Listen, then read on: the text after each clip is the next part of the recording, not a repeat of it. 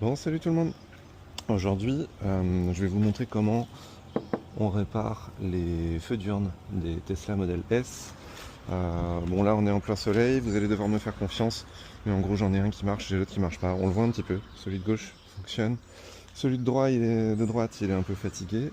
Donc, eh ben, c'est parti. On regarde ça ensemble. J'ai essayé de mettre la voiture un peu en l'air pour avoir accès. L'idée, ça va être d'enlever tous les caches que vous voyez ici sur les contours du frunk. Donc le cache de gauche qu'on peut installer un peu à l'écart. En plus c'était celui de droite. Et vous mettrez la vidéo en miroir, on s'en fiche. Hop, voilà. Celui de gauche cette fois. Et enfin devant, il y a la petite. Voilà, le petit clips. Vous avez tout ce qui est serrure de capot, etc., de frunk à cet endroit-là, pour ceux qui ont déjà eu des pannes. C'est assez basique, hein. Vous avez des pions qui guident, et puis vous avez les petits goujons comme ça, là. Si jamais ça casse, vous voyez que ça se remplace plutôt facilement. Mais normalement, ça vient plutôt très bien, il n'y a pas de souci. Vous avez simplement, vous voyez dans le gros trou ici, ce caoutchouc, là. Ce caoutchouc qui, lui, reste sur la voiture. Quand vous allez réinstaller la pièce, il faudra le passer dedans pour qu'ils viennent tenir tout ça vers le bas. N'hésitez pas à prendre une pince ou un truc pour le remontage. Je vous filmerai pas forcément ça, mais vous avez compris le principe. Au niveau des outils, il vous faudra pas grand chose. Un petit tournevis plat pour les clips, un cliquet avec une douille de 10 et un porte-embout avec un embout de Torx 25, T25. Au niveau des sous-bassements, pour libérer le pare-choc, vous allez avoir des clips comme ça, vous voyez. Un petit tournevis plat, vous venez le sortir, et une fois qu'il est décollé, il y a tout qui vient. Sur les côtés du pare-choc, devant les pneus, deux vis en tête hexagonale. C'est pour ça qu'il vous faut la douille de 10. Une fois que vous avez retiré ça, on est bon pour les sous-bassements. Sur le dessus, au niveau de la calandre, vous en avez 4, 1, 2. Même chose de l'autre côté, 3, 4, j'en ai déjà retiré une partie. Ce qui va vous permettre de libérer là, et ensuite il va rester les passages de roues. Évidemment, on consigne tout. Bon, il n'y a que deux types de fixation, mais allez pas en perdre, c'est chiant. Si vous avez la suspension pneumatique, ça peut être intéressant de la mettre en très haute. Et quand vous allez avoir besoin d'accéder aux vis dans les passages de roues, que je vais vous montrer ensuite, vous venez tourner ici le volant pour libérer la place. Ça vous évite le cric, enlever les roues, etc. C'est la petite astuce. Ici, à la jonction du pare-choc et de l'aile, vous voyez, c'est clipsé normalement. Vous allez avoir une vis Torx qui vient dans ce trou. Il n'y en a qu'une. C'est une Torx 25. Moi, je vous conseille un cliquet avec une petite rallonge comme ça. Une fois que vous avez braqué votre roue, vous venez la chercher dedans, vous la sortez et ensuite, votre pare-choc, il est libre.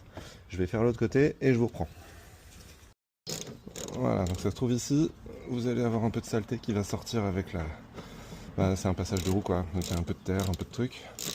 Mais c'est normal. Hop, une fois que vous l'avez récupéré, normalement, si vous avez fait le dessous, les 4 du milieu et ces deux-là, le pare-choc il vient. On stocke ça comme il faut. Vous voyez, j'ai déjà déclipsé d'un côté. Donc on va s'occuper de l'autre côté. On l'attrape ici par l'aile. On le maintient devant pour que tout tombe pas. Méfiez-vous, il y a des branchements, hein, les capteurs de stationnement, etc. Voilà. Là il vient. Le but du jeu ici, comme on veut réparer les phares, c'est d'avoir suffisamment de place pour accéder aux vis du phare qui sont en dessous. Voilà, donc là on n'est pas trop mal. Alors pour le phare ensuite, on prend une douille de 10. Comme je vous disais tout à l'heure, vous allez en avoir un ici, un là-bas dans le coin, en dessous, c'est pour ça qu'il fallait virer le pare-choc. Vous allez en avoir un ici en haut, et il y en a un dernier dans la petite pièce en plastique là. Ça vous en fait 4. Une fois que vous avez viré ça, il va falloir le manœuvrer en dehors. Ce qui peut vous embêter, c'est l'aile ici, qui est boulonnée de manière plutôt dure. Moi, ce que je vous conseille, c'est de desserrer ces deux-là. Vous n'avez pas besoin de les enlever carrément. Je vous montre de l'autre côté, parce que j'ai déjà enlevé, vous voyez, le phare est là-bas dans l'herbe. Vous voyez, je les ai enlevés sans forcément les retirer complètement. Ça vous donne un peu de jeu pour venir sortir le phare. Évidemment, une fois qu'il sort, vous avez le petit clips ici. On tire dessus. et ça débranche le faisceau du phare. Et après, il est libre. Bon, je dévisse le deuxième et je vous reprends. Je reviens un peu sur ce que je vous ai dit. Vous voyez, une fois que le phare il est sorti là, vous allez peut-être avoir besoin d'un peu de place pour le sortir. Ça vous embête. Ça aussi, de l'autre côté. Vous voyez ici, ce que j'ai fait, c'est que je l'ai sorti. Il était vissé là. N'hésitez pas à vous faire de la place. Rendez-vous service, vous le dévissez, vous le sortez. La vis, elle est là, hein. Elle est accédée par en dessous, en fait, avec une petite rallonge. Ça vous permet de manœuvrer le phare plus facilement. Vous laissez les vis, comme ça vous les perdrez pas. Mais dans l'idée, voilà, faites-vous de la place. Allez pas casser un truc, parce que le phare a des pattes qui ont tendance à vite casser. Donc forcez pas surtout. Donc voilà, vous voyez, je l'ai desserré sans forcément enlever la vis, parce qu'elle va être relou à remettre plus tard. Le principe, c'est juste pouvoir le déboîter, pivoter un petit peu pour pouvoir sortir celui-ci. Faites attention à l'aile, même si elle est dévissée, elle a tendance à vouloir venir rayer le dessus du phare ici. Alors là, c'est pas méchant, ça se voit pas. Là, c'est autre chose, il faudra poncer, voire changer le phare. Donc un peu relou, on n'a pas envie de ça. On se met le phare en stand-by. On va venir enlever le connecteur qui va bien à l'arrière. Moi, je prends un petit tournevis parce que ça me permet d'aller plus facilement. Hop, voilà, le choper. Et maintenant, ça nous en fait deux. Elle est tout de suite un peu moins élégante là. Non, en vrai, elle est trop bien quand même. Mais voilà le deuxième bébé.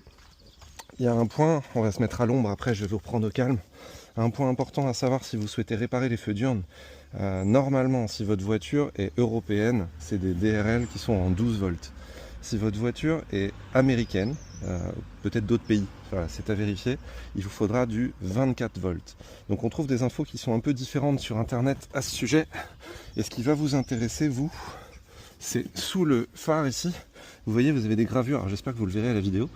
Vous avez des gravures ici, donc il y a le turn, il y a le DRL, il y a le signature, il y a le position, il y a le statique. Et vous avez à chaque fois ici une puissance en watts et une puissance en volts. Moi ici j'ai du 12.8, du 13.5, du 13.5, du 12.8. D'ailleurs DRL ici, 13.5. Donc 13.5, ça veut dire qu'il me faut le kit en 12 volts et pas en 24. Si je prends le 24, soit ça marche pas, soit je casse un truc. Voilà, dans tous les cas, le vendeur que je vous mettrai dans la description est de bons conseils. Sur la base de votre VIN, il peut probablement vous aider. Mais voilà, dans le principe, vérifiez-le si vous avez les phares dans les mains ou si vous achetez des phares que vous souhaitez refaire. L'info, elle est accessible en dessous. Sinon, il faut démonter.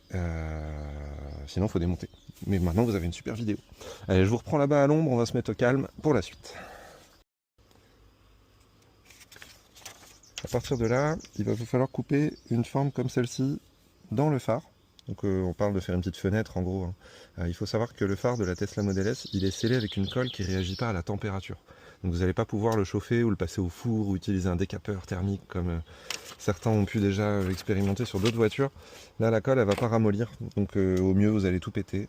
Il y a des gens qui ont détruit des phares en essayant de les ouvrir. C'est pour ça qu'aujourd'hui on fait la méthode que je vais vous montrer. Donc le principe, histoire de m'aider avec la Dremel derrière, ça va être de faire des trous. Je suis la forme rouge ici. On va pas trop loin évidemment, on n'a pas envie de percer derrière, vous voyez ce que je veux dire? Hop. Hop. Ça on n'est pas trop mal. Et un dernier, ici. Voilà. À partir de là, je change l'outil, je passe sur une petite roue et puis on va pouvoir faire la découpe. Ok, donc je suis passé sur la petite lame. Hop, de Dremel. On va resserrer tout ça. Pas trop parce que les disques là ils sont assez fragiles. Ça reste du plastique, hein, on n'est pas en train de couper de l'acier. Allez, on y va.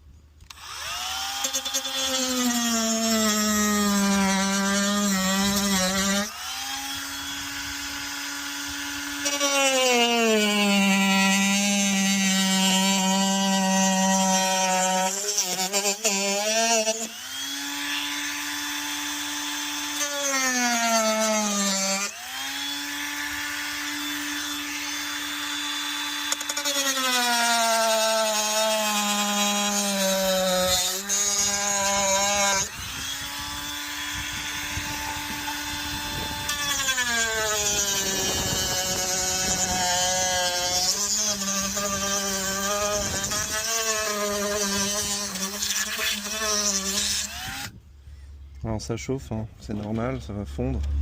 Le principe c'est qu'on va le recoller comme ça à la fin aussi, hein. On le verra plus tard, mais ce sera au fer à souder ou bien à la colle. J'ai pas encore vu ce qui serait le plus pratique pour moi, donc on verra.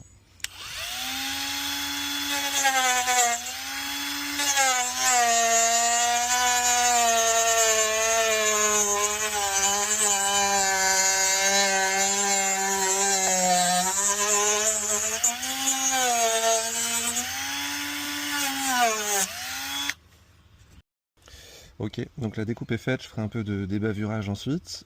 On l'ouvre, et donc voici ce à quoi on est censé accéder. Ok, donc on retrouve ici le fourreau, on retrouve la petite carte, on retrouve le câblage, et ben je vous reprends avec la notice juste après. Ok, une fois que vous aurez retiré la petite fenêtre en plastique comme je viens de le faire, vous allez tomber sur un dissipateur, qui est celui-ci, avec une carte électronique qui se trouve dessus. Vous voyez que la mienne, elle a bien cramé, donc ça explique aussi pourquoi les LED ne marchent plus. On voit aussi que les LED d'origine dedans, là, vous devez le voir, hein, c'est cramé. Ça c'est le petit tube LED d'origine, vous voyez. Donc il a bien cramé, la carte elle a cramé. Les vis qui vont vous intéresser sont les suivantes. Donc le dissipateur il sera comme ça. Vous avez une vis qui se situe là. Donc n'hésitez pas à couper peut-être un peu plus large que moi. Moi j'ai eu un peu de mal à l'attraper avec un petit cliquet court comme ça. Couper un peu plus long. Ça, de toute façon le travail de recollage sera le même.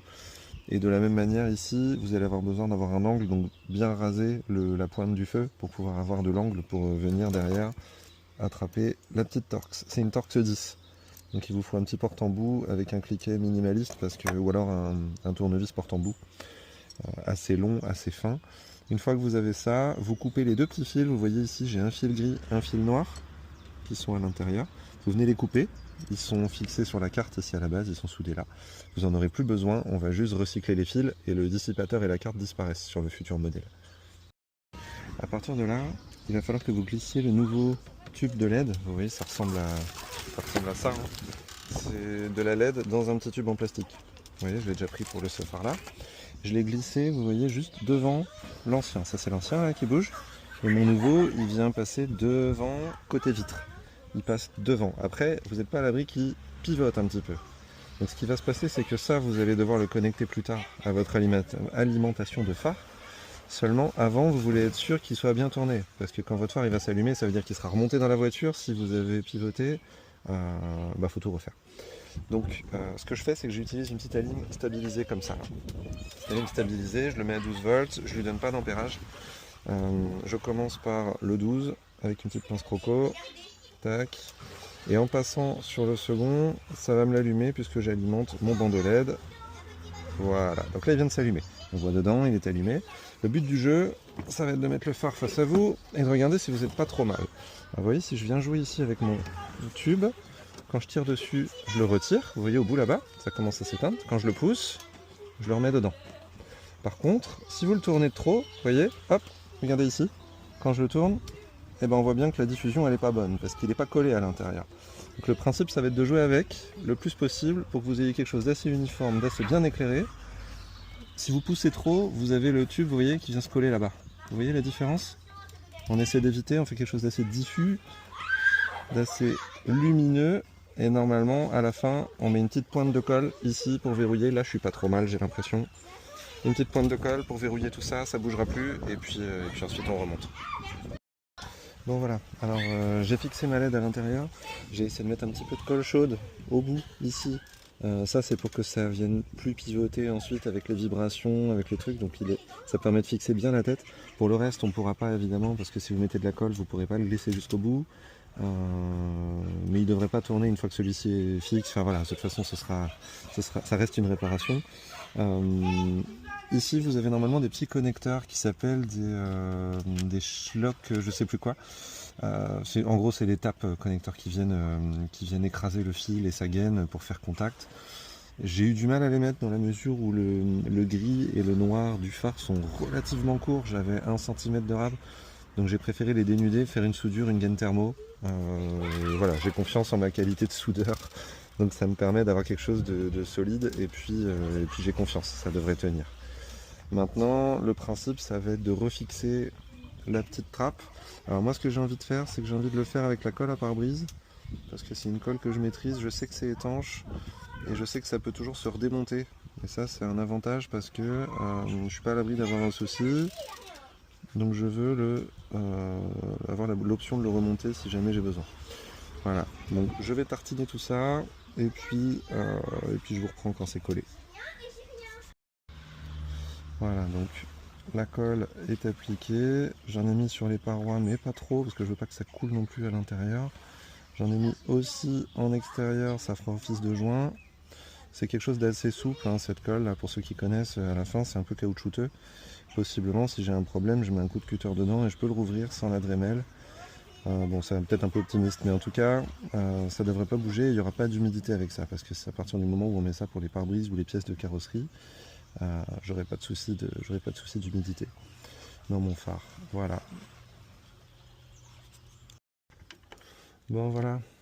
Après avoir attendu que la colle à pare-brise sèche, donc en gros là aujourd'hui il fait 30 degrés donc une bière plus tard, j'ai réinstallé gentiment les phares dans la face avant. Le remontage, bon bah je vous fais pas de tuto complet, c'est la même chose dans l'autre sens, on n'oublie aucune vis. On les serre pas trop fort, encore une fois, les petites pattes ici elles sont fragiles. Et puis on va tester tout ça, je vous reprends pour le test. À toutes. Bon voilà, tout est remonté. Il y a des traces de doigts partout, il faudra que je nettoie bien évidemment. Mais voilà, tout est en place. Tac. Tous les plastiques sont reclipsés, les petits caoutchoucs.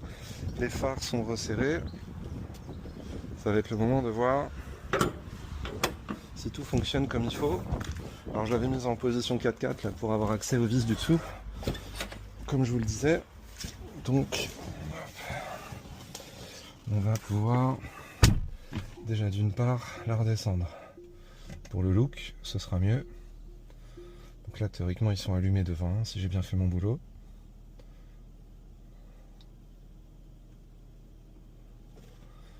Je vais aussi la reculer.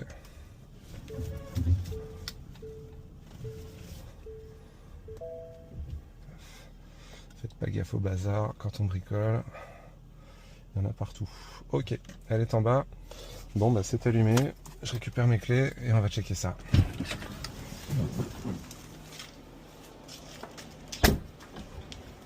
Donc là la voiture elle est sur turbine avec des biellettes de rabaissement. Donc c'est pour ça qu'elle peut paraître assez basse. Et donc si on regarde tout ça,